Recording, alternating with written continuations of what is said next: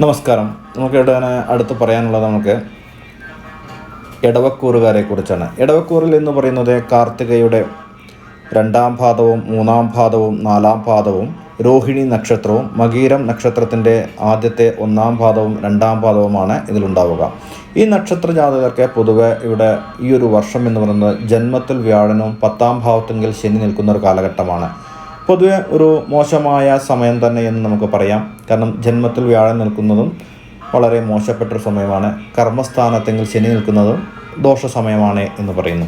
അപ്പോൾ പൊതുവെ നമുക്ക് ഇവിടെ തന്നെ പറയുകയാണെങ്കിൽ തന്നെ ഈ കാർത്തിക നക്ഷത്രം, രോഹിണി നക്ഷത്രം, മകീര നക്ഷത്രം, ഈ 3 നക്ഷത്ര ജാതകർ കുറച്ച് ശ്രദ്ധിക്കേണ്ട ഒരു സമയമാണ് എന്ന് പറയുന്നു.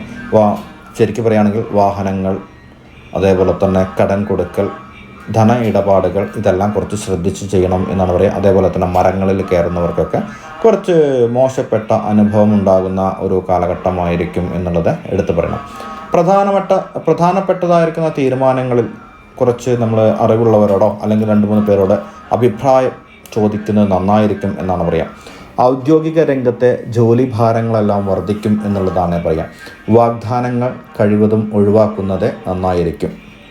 വാഹനങ്ങൾ ഓടിക്കുമ്പോൾ അശ്രദ്ധ പാടില്ല എന്നുള്ളതും, സത്യസന്ധമായ പൂർണ്ണമായി ബോധ്യപ്പെടാതെ പ്രതികരിച്ചാൽ ദോഷാനുഭവങ്ങൾ ഉണ്ടാകുവാൻ സാധ്യതയുണ്ട്. അതിലൂടെ തന്നെ അപവാദങ്ങൾ കേൾക്കുവാനും യോഗങ്ങൾ കാണുന്നു. അതുകൊണ്ട് പ്രത്യേകം ശ്രദ്ധിക്കണം എന്നാണ് പറയുക. കുടുംബജീവിതത്തിൽ കൂടുതൽ ശ്രദ്ധ പുലർത്തേണ്ട ഒരു സമയമാണ് എന്ന് പറയുന്നു. ചില ക്ലേശാനുഭവങ്ങൾ ഉണ്ടാകുവാനും സാധ്യതകൾ കാണുന്നു. ആരോഗ്യ കാര്യങ്ങളിൽ നല്ല ശ്രദ്ധ വേണം എന്നുള്ളതാണ് എടുത്തു പറയുന്നത്. വിവാഹ കാര്യത്തിൽ ചെറിയ തടസ്സങ്ങൾ ഉണ്ടാകുവാൻ യോഗം കാണുന്നു. ബന്ധുക്കളുമായുള്ള സാമ്പത്തിക ഇടപാടുകൾ പരമാവധി ഒഴിവാക്കുന്നത് നന്നായിരിക്കും.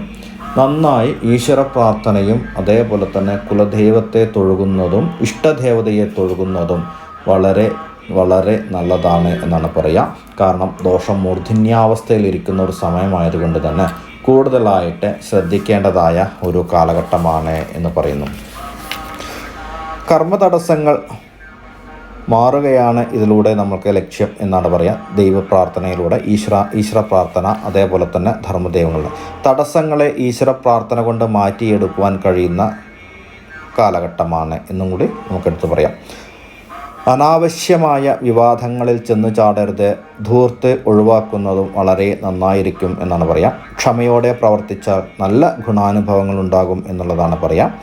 പങ്കാളിയുമായിട്ടുള്ള ബന്ധങ്ങൾ ശ്രദ്ധിക്കുക, കൂടുതലായിട്ട് ശക്തമാക്കുക എന്നാണ് പറയുക. ഭാര്യാഭർത്താക്കന്മാർ തമ്മിലുള്ള പ്രശ്നങ്ങൾ നിങ്ങൾ തന്നെ പറഞ്ഞ് തീർക്കുന്നതും വളരെ നന്നായിരിക്കും.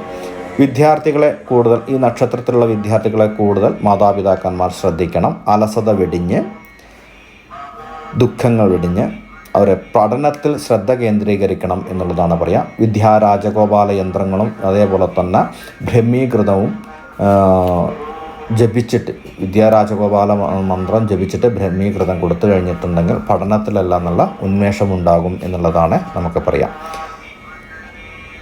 കഠിനമായി അധ്വാനിക്കുന്നവർക്ക് നല്ല ഗുണഫലങ്ങൾ ലഭിക്കുന്ന ഒരു കാലഘട്ടം കൂടിയാണ് എന്ന് പറയുന്നു. ദിനചര്യയിൽ മാറ്റം വരുത്തുന്നത് വഴി ആരോഗ്യങ്ങൾ വീണ്ടെടുക്കുകയും ചെയ്യും. പുതിയ തൊഴിലുകൾ ആരംഭിക്കാൻ അത്ര നല്ല കാലഘട്ടമല്ല. തൊഴിലോ ബിസിനസ്സോ അല്ലെങ്കിൽ പുതിയ ജോലി, ഇപ്പോൾ ഉള്ള ജോലിയിൽ നിന്നും മാറി വേറെ ഒരു ജോലിയിലേക്ക് നിങ്ങൾ ശ്രമിക്കുന്നുണ്ടെങ്കിൽ അത്രയ്ക്കും അനുകൂലമായ ഒരു കാലഘട്ടമല്ല എന്നുള്ളതും കൂടി എടുത്തു പറയേണ്ടതായിട്ടുണ്ട്. അതുകൊണ്ട് കൂടുതൽ ശ്രദ്ധിക്കുക. ഇത് ജാതകം കൂടി നോക്കിയിട്ട് സൂക്ഷ്മ പരിശോധന നടത്തിയതിന് ശേഷം വേണം നിങ്ങളൊരു തീരുമാനമെടുക്കാൻ എന്നുള്ളതാണ് പറയുക. വിവാഹം കാര്യങ്ങളും അതേപോലെ തന്നെ നമുക്ക് വിവാഹങ്ങൾ മുടങ്ങുവാനുള്ള സാധ്യതകൾ കൂടി എടുത്തു പറയുന്നു, ശ്രദ്ധിക്കണം. കൂടെയുള്ള സുഹൃത്തുക്കളിൽ നിന്നും അപവാദങ്ങളും അവരിൽ നിന്ന് ചതിയും വഞ്ചനയും കേൾക്കുവാനുള്ള സാധ്യതകൾ കാണുന്നു. അപവാദങ്ങൾ കേൾക്കുവാനുള്ള സാധ്യതകളും ജയിൽവാസം അനുഭവിക്കുവാനുള്ള യോഗങ്ങൾ കൂടി നമുക്കിതിൽ എടുത്തു പറയണം എന്നാണ് പറയാം. വിദേശങ്ങളിൽ ജോലിക്ക് ശ്രമിക്കുന്നവർക്ക് വളരെ അനുകൂലമായ സമയമാണ്. വിദേശത്തെ ജോലിക്ക് ഉള്ളവർക്കും വളരെ അനുകൂലമായ ഒരു കാലഘട്ടമാണ് എന്ന് പറയുന്നു. പൊതുവെ നല്ല ഒരു സമയമായതുകൊണ്ട് തന്നെ കാഠിന്യങ്ങൾ കുറയ്ക്കണമെങ്കിൽ ഞാൻ പറഞ്ഞല്ലോ, വ്യാഴനും ശനിയും ഉള്ളത് കൊണ്ട് തന്നെ ദോഷകാഠിന്യം കുറയ്ക്കുവാൻ ഈശ്വര പ്രാർത്ഥന ചെയ്യുക. ഒരിക്കൽ കൂടി ഞാൻ നിങ്ങൾക്ക് വീണ്ടും പറയുകയാണ്, ഈശ്വര പ്രാർത്ഥന